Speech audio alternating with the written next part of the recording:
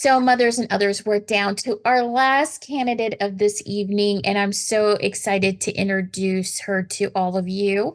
So, the next candidate is Laurel Jordan Swift.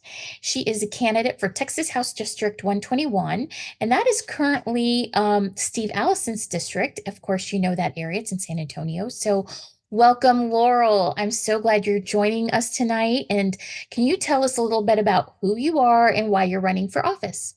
Nancy, I can't thank you enough for inviting me to be in this panel. And I wish I could watch all of the panels that you do because this has been inspiring to hear all of these wonderful people that are offering themselves up to do the work that we all know we need to do. Um, my name is Laurel Jordan Swift. I was born and raised in San Antonio in District 121. I graduated from MacArthur High School in 1987 in the district. My parents also graduated from MacArthur. My grandparents, both sets, moved here 70 plus years ago. So, and I've raised 5 children myself in the San Antonio, in the District 121. So I'm very rooted here, and all my values, everything I live by was formed in 121. Went to UT for a little while. I got married and had 3 girls. I ended up graduating from UTSA after my kids were, in school. And I know what it's like, number one, to have children young and how hard that is. Even when I had a lot of support and love from family and monetary support, it's really hard. I did it, and my kids are amazing. But all I can think about is how blessed I was and how much help I had and how so many people don't have that. Number one. And then number two, I was raised a Republican. I mean, everybody I know thinks they're Republicans. I speak Republican. And I don't think that most people in this district realize what they're voting for most of the time. And I think they're busy. I think they've got things to do. I think they think all my friends think this way, and they don't really realize what they're voting for. And I find it so fascinating. The more now that I'm doing this and I'm actually decided to run for office, people want to know what I think now.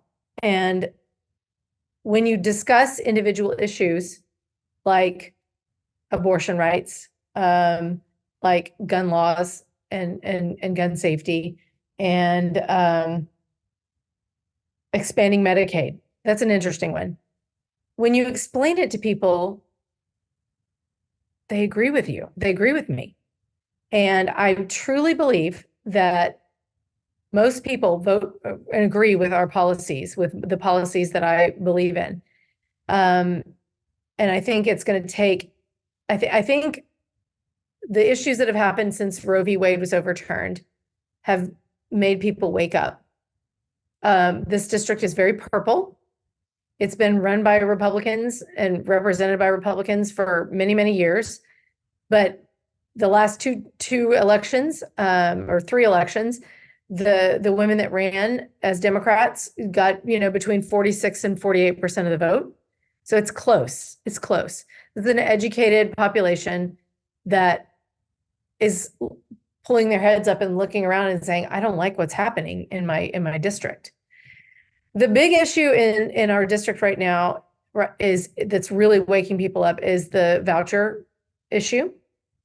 The current incumbent, Steve Allison, has voted against the vouchers, but he's being challenged by Greg Abbott and Dan Patrick and Ken Paxton because he isn't voting for the vouchers. And they have that $6.25 million that was mentioned earlier, that was donated by an outside entity, a man that is a pro-voucher, pro Christian school fella.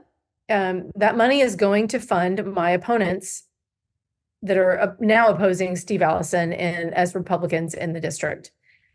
So that is a big thing that is waking people up in this district. But the abortion issue, gun safety, common sense gun safety laws. We're not asking people to make drastic changes. We're not, these are common sense gun safety laws that some of them were in place before the drastic shootings, the terrible, horrible things that happened in Uvalde and Sutherland Springs. They reversed those. They made it easier to own guns, easier to carry guns, easier to get an AR-15. Some of the things that people, when they realize that that's what's happening, that's a wake-up call. One of the other important issues that I don't think people, especially in this district, because it's a fairly well-off district, I don't think they realize how Medicaid expansion would benefit Texas. The Affordable Care Act basically said if you will raise the income threshold to 133% of the poverty level, we will cover 90% of what it costs to take care of those people. But instead, we ignore that. We refuse. 40 other states have expanded Medicaid. We refuse to expand Medicaid. And so our Texas tax dollars, our property tax dollars, have to go to subsidize local hospitals to care for patients that don't have insurance. So it's kind of a common sense thing. It's a moral issue, but it's a common sense issue. It's an economic issue for people. If we are basically using our property taxes to take care of people that don't have insurance, when the federal government is offering to cover 90% of the cost of covering a lot of those people. So those are important things for me, and I think they'll resonate with District 121. Personally, I've raised 5 kids. I have 4 daughters. I have 1 son. I have a mom. My mom passed away a year and a half ago. She suffered from bipolar disorder for 30 years. My dad passed away of addiction issues. And I have a brother who was voted most likely to succeed in high school, but in college developed schizophrenia. And he lives with myself and my husband. And I was around when the federal government decided to slash Medicaid, and he lived in the state hospital at that time in the 90s. And they gave us 6 weeks and said, we're kicking everyone out. And there's a lot, and he's a wonderful guy. He's easygoing. He's cooperative and sweet, but not everybody has a sister or parents that can take care of people that are disabled with mental illness.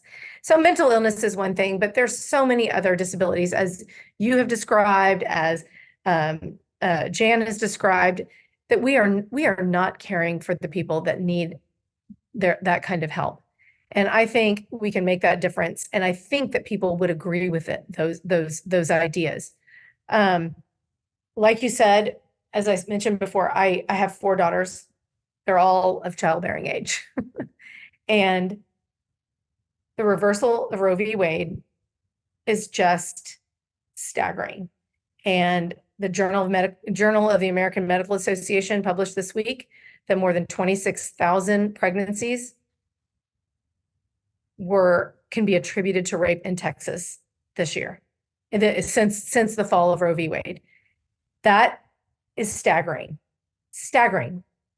And I think that people understand that. I think that people have empathy and compassion for that situation. And I just truly believe that we can change District 121 from red to blue. Like I said, it's incredibly purple. And I think that discussing these issues with people, and with someone that has lived here my whole life and has raised all of her children here, I think it can make a difference. So I'm looking forward to it. Wonderful. So, so tell us, Laurel, how can we find you and how best can we support you right now? My website is laurelfortexas.com. That's LAUREL FOR Texas.com. I have the same handle on Twitter, Facebook, Instagram, and we would love support, donations. I'm having a kickoff celebration party at the Alamo Cafe on 281 in San Antonio on February 10th from 3 to 5. Love for anyone and everyone to join me. And we'll be posting all sorts of block walks and fundraising opportunities throughout the election season. Wonderful. That sounds great. Well, I look forward to seeing you on the campaign trail. I'm going to be in San Antonio this coming weekend. And if you're doing any block walks this weekend, drop me an email because I might be able to show up. We're filming 2 ads in San Antonio for Mothers Against Greg Abbott this weekend. So I'm really excited to be going into town. Well, if you need an extra, I'll volunteer.